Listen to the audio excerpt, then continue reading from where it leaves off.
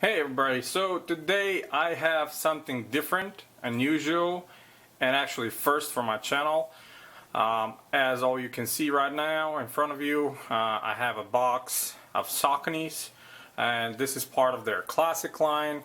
Now, that's not my first Saucony model. I have a few actually that I'm using for running and training.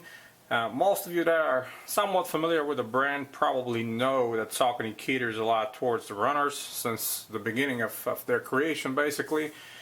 And since I remember them, early 90s, every time you go anywhere where there's running events or anything competing, you guys are gonna notice a lot of people wearing Saucony, and there's a reason behind that. They're probably one of the best performance running shoes out there, alongside with a few other brands like Brooks and Asics, of course. But now we're talking about Saucony. That's my first one from the classic line. I've been meaning to get a few pairs over the years and last year, but I guess anything came out around that time, and every time I want to buy some, I jump on another model. So it's definitely my fault. But hey, I finally got one, and let me show you what it is.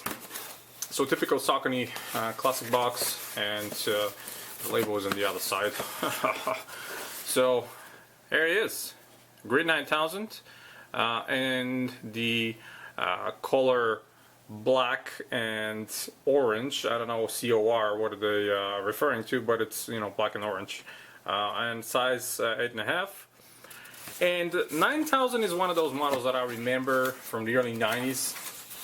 And while I open it, I'm going to talk to you about the technologies that Saucony implemented back in those days. Now, I'm not the biggest expert in Saucony products, tech and all that, and history, but I remember a few things. And I remember when they came to really in the market where I was paying attention to them,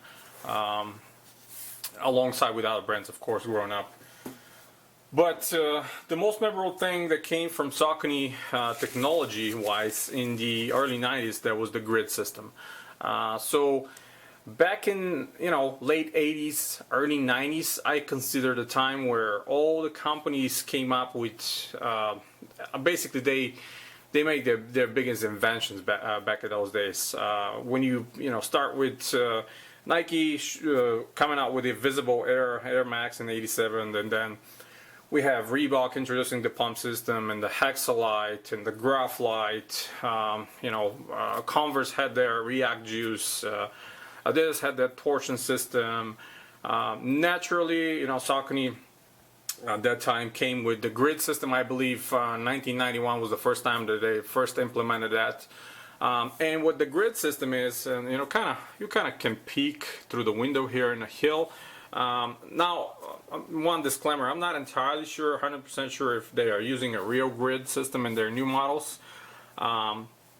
I kind of remember back in the day that you can actually see the actual grid fibers through the window in the hill. Now they're not visible. Maybe they're there underneath the EVA or the foam. But again, if I don't see them, I can 100% surely say that they are there. But branded as grid.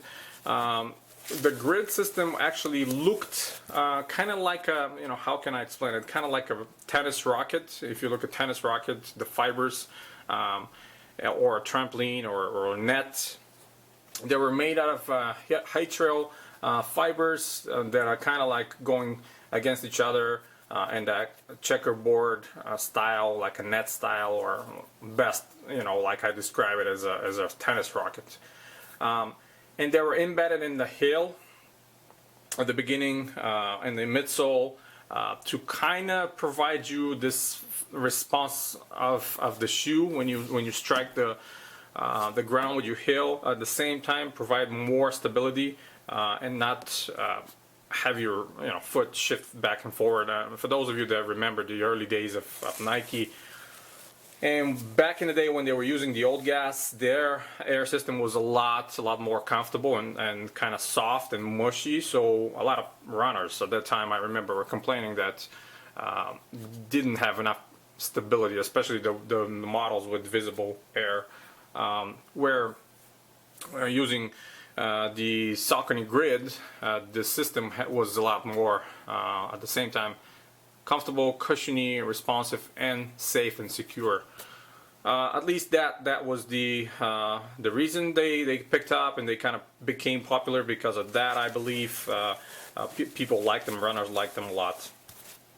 Well, let's talk about this model. The 9000 is probably, arguably one of the best and most popular models to come from these times. They were top performance running model at the time. Now, of course, you can run on them. I'm sure it'll be fine.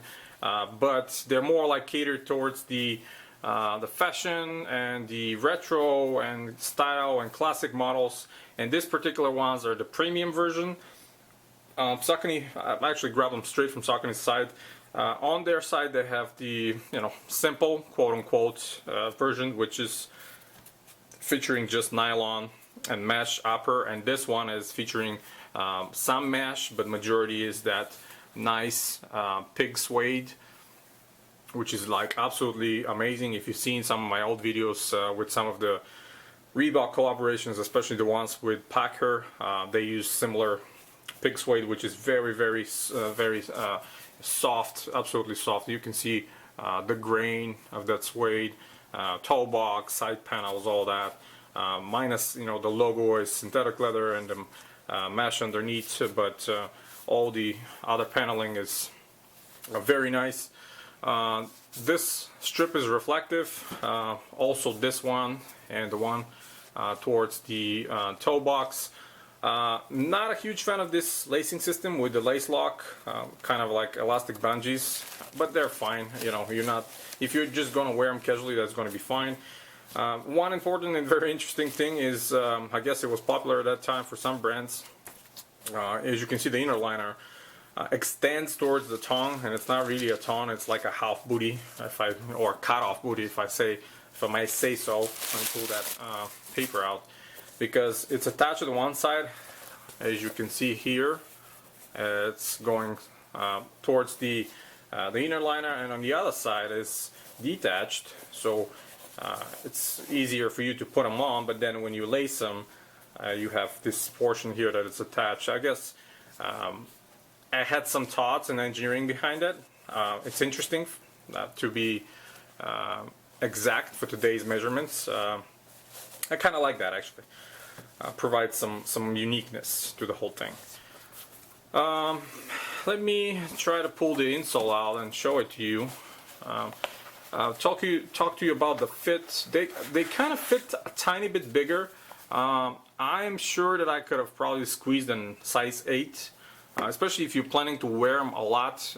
Keep in mind the suede, genuine materials in general, will give in a little bit. They will stretch over the time, and it will make them more comfortable. So if you're planning to really wear them a lot, probably go down half a size. That's my opinion on that.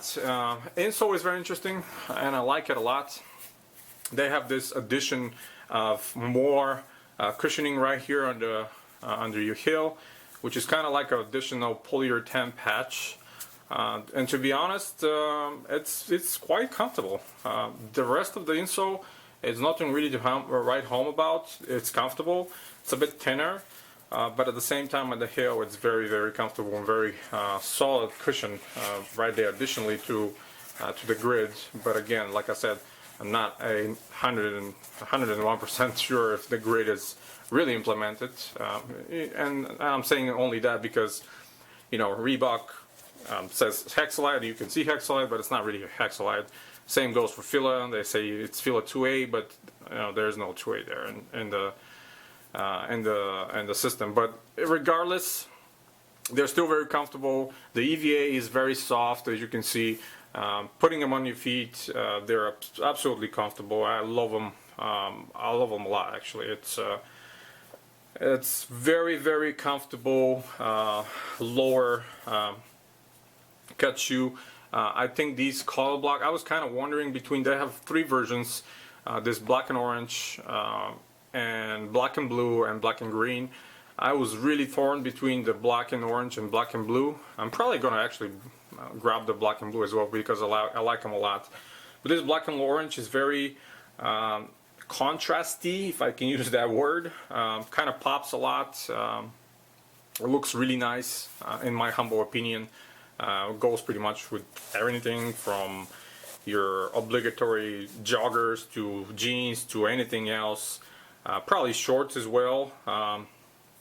Now the use of suede is really gonna help me wear them, you know, spring, fall time. Probably not the summer because it's gonna be a little bit warmer. I have a ton of other shoes as well.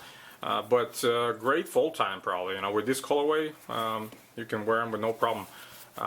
The padding on the heel, it's very, very nice, very old school, and I really like that. I really like that touch as well, where the midsole extends over the outsole here, only on a lateral, like towards the lateral side of your shoe. And this textured fabric right here on the heel. So yeah, overall I think it's a great buy. Very reasonable price. I think for the premium materials, Saucony selling them for $120. It's a great price. And anybody that likes premium materials, and you guys know me, I'm a great and huge junkie on materials. You guys know that I'm a sucker for great materials. And this is the label inside. So these are produced in August of 2015. It's funny, they even say the materials inside: upper leather and nylon. Upper lining is nylon, outside is rubber. Yeah, it's great. I like to see that from more companies actually, if they outline what the shoe is made out of. So my first Saucony, I really like them, guys. I don't know if you're a fan. If you're not, believe me, they're top-notch quality, super comfortable. And with that, I'm gonna leave you. If you like the video, hit the thumbs up. Stay tuned with the channel. Hit thecollectivekicks.com. And until next time, guys, you have a wonderful day.